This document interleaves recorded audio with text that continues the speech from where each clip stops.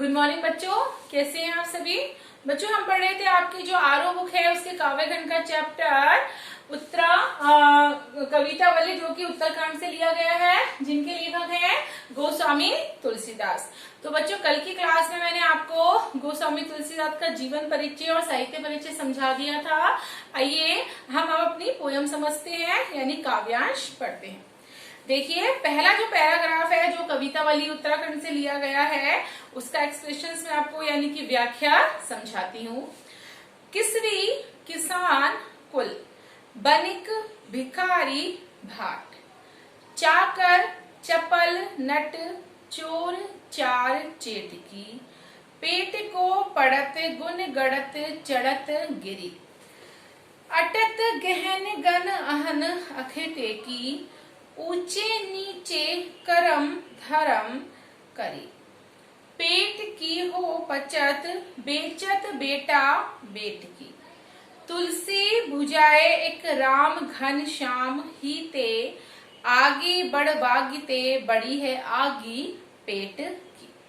देखो बच्चों, किसवी का मतलब धंधा चलाने वाला यानी कि मेहनत का श्रमजीवी, कुल यानी कि परिवार, किसान आप सभी जानते हो खेती करने वाला, बनिक व्यापारी, भाट यानी कि चारण यानी कि प्रशंसा करने वाला गीत गाने वाला, चाकर का मतलब नौकर, चपल नट यानी बहुत तेजी से जो उछल कूद करता है वो, और चार यानी दूत, चेटकी बच्चों बाजीगर, गुणगणत यानी विभिन्न कलाएं और विद्याएं सीखना, गिरी आप सभी जानते हो पहाड़, अटत मतलब घूमना, और गहन मतलब घना जंगल, अहन माने दिन, अखेटकी माने शिकारी, अधर्म यानी पाप, पचत माने मरण, बुझाई यानी शांत करना, और घनश्याम यानी काला बादल, और बड़ गाविते यानी जंगल की आग से, आगी पेट की यानी भूख से। अब देखिए इसमें तुलसीदास जी जो कहते हैं वो कहते हैं किसवी किसान कुल बनिक भिखारी भाट, कि मेहनत कश जो मजदूर है, किसान परिवार है, व्यापारी है, भिखारी है और भाट है, चाकर चपल नट चोर चार चेटकी, नौकर चाकर और कुशल अभिनेता, चोर दूत बाजीगर, सब पेट भरने में लीन है। अर्थात सभी लोग जिनका मैंने अभी नाम लिया वो सभी लोग अपना अपना पेट भरने में व्यस्त हैं, लीन है।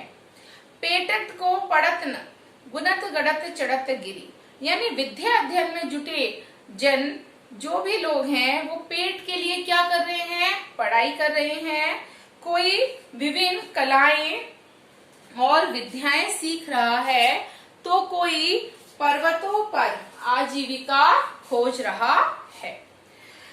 अटत गहन अटत खेते की, यानी कि कोई दिन भर शिकार की चाह में इधर से उधर जो बीहड़ जंगल हैं उनमें मारा मारा फिर रहा है।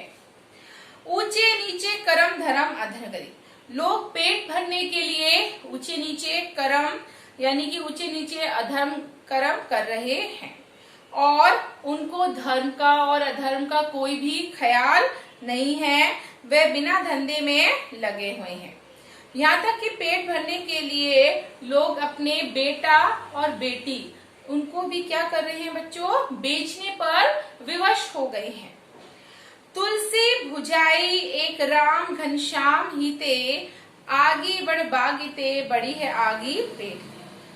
देखिए सचमुच पेट की जो आग है वो कहीं ना कहीं समुद्र की आग से भी बहुत बड़ी है, प्रबल है। तुलसी ने बादल के समान कृपालु श्री राम की कृपा से अपनी भूख को क्या करा है, मिटा लिया है।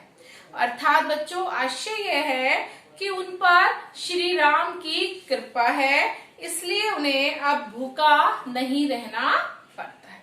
ठीक है, आइए बच्चों हम सेकंड देखते हैं अपना पोयम का पैराग्राफ।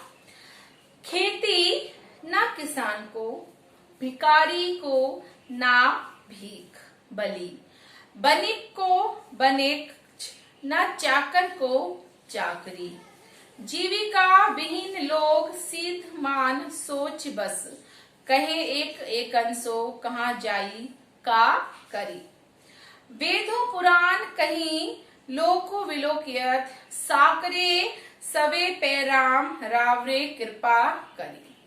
दारिद दसानन दवाई दुनी दीन बंधु दुरित दहन देखी तुलसी हहा करी। देखिए बच्चों, इसमें जो वहां के लोग थे वो आजीविका के लिए भटक रहे थे, किसी को कुछ नहीं था, काम धंधा नहीं था, बहुत परेशान हो रहे थे। तो तुलसीदास ने इसी में इसका वर्णन करते हुए कहा है, तुलसी अपने समय की जो भयंकर दुर्दशा है उसका चित्रण करते हुए कहते हैं कि इतना बुरा समय आ चुका है, ऐसा समय आ चुका है कि किसान के पास खेती करने के साधन नहीं है, भिखारी को भी और दान नहीं मिलता है, बनियों का जो व्यापार है वो भी कैसे पड़ा हुआ है, बहुत ज्यादा मंद पड़ा हुआ है, यानी कि चल नहीं रहा, धीमा पड़ा हुआ है।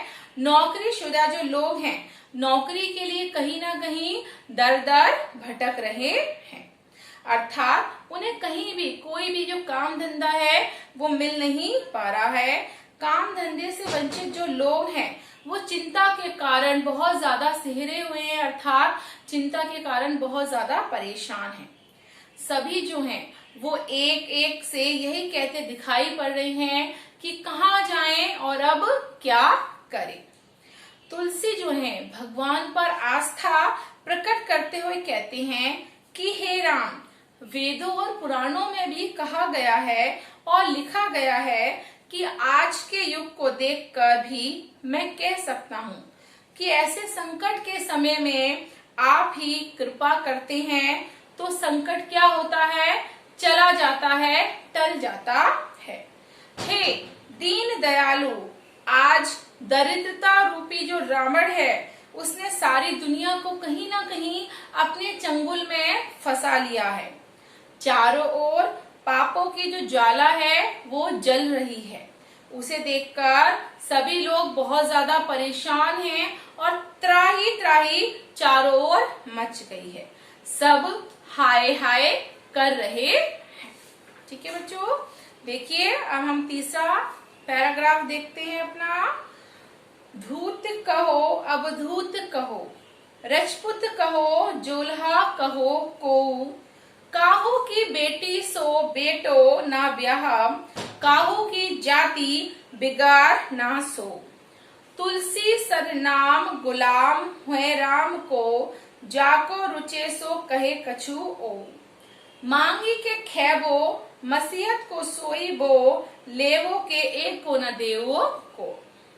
देखिए इसका एक्सप्लेनेशन यानी व्याख्या मैं आपको समझा देती हूँ। इसमें तुलसीदास जी जो हैं वो दुनिया के लोगों को साफ साफ कहते हैं कि चाहे आप मुझे धूर्त कहो या अवधूत कहो या योगी कहो या फिर राजपूत कहो, वंश का कहो या जुलहा कहो, मुझे इन नामों से कोई फर्क नहीं पड़ता है, क्योंकि मुझे किसी की बेटी से अपना जो बेटा है वो नहीं ब्याना है कि जिससे किसी की जो जाति है वो बिगाड़ पैदा हो, अर्थात किसी की जाति में बिगड़ जाए हो। तुलसी कहते हैं तो पूरे संसार में राम के जो दास हैं मैं उसके रूप में कौन हूँ, प्रसिद्ध हूँ, अर्थात तुलसीदास जी श्री राम के अनन्य भक्त थे और इस रूप से वो क्या थे, प्रसिद्ध थे। इसलिए मेरे बारे में जिसे जो भी रुचता है, जो भी वो कहना चाहता है, शौक से वह कह सकता है।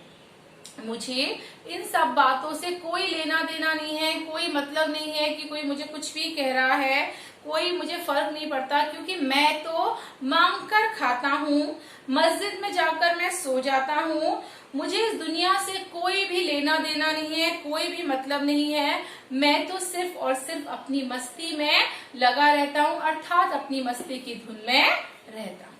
तो बच्चों आज आपकी क्लास यहीं तक होगी, कल इस क्लास को मैं कंटिन्यू करूंगी। Thank you.